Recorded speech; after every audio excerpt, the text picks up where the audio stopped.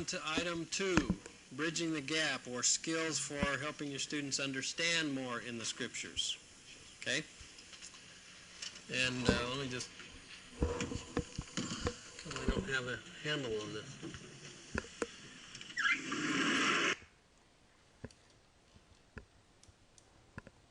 Scripture lists. You know what I mean by that? Section 25. There are 14 items that some people who have their names on the records of the church, you got to admit, that is an act of grace. Right? Yeah. In heaven, scriptures. Now let's stop reading.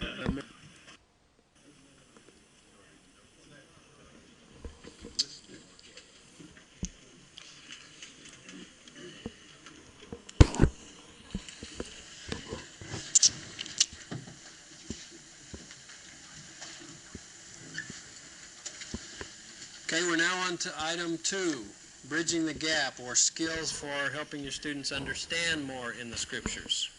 Okay? And let me just, I don't have a,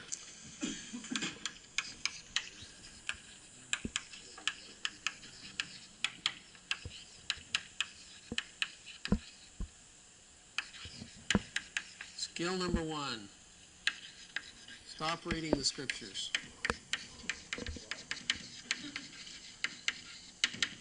Now please put the dash in there and quotes, will you? Again, this is one of the most common and effective things that I see good teachers do.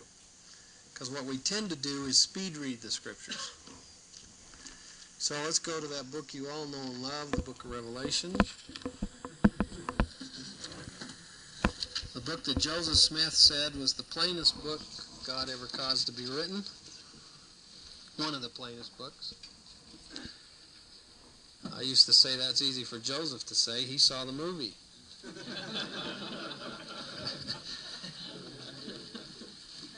Okay, chapter 12, book of Revelation.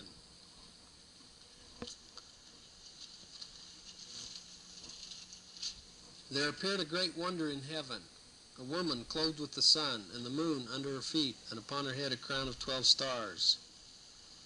Isn't that the way we typically do it, both to ourselves privately and when we're in class? That's what I call speed reading the scriptures. Now let's stop reading, okay? There appears a great wonder in heaven. What is the wonder? It's a woman, okay? So let's stop there for a minute and think, why a woman?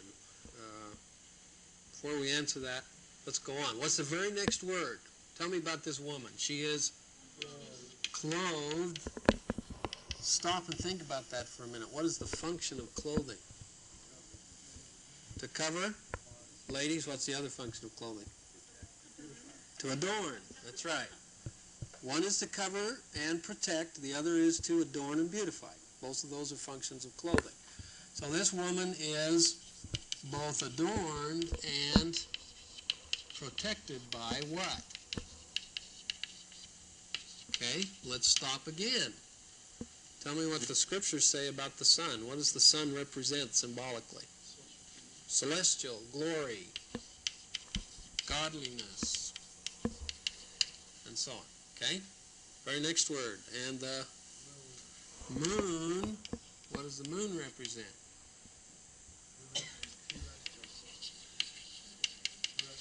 Terrestrial, or we could say a lesser degree of glory.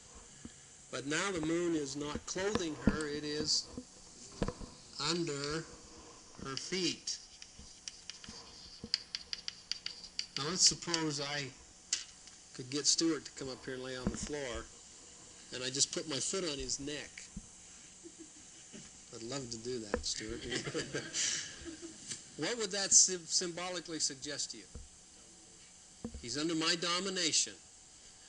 And in fact, you look at there's some scriptural parallels. What is the earth called? The Lord's footstool, see?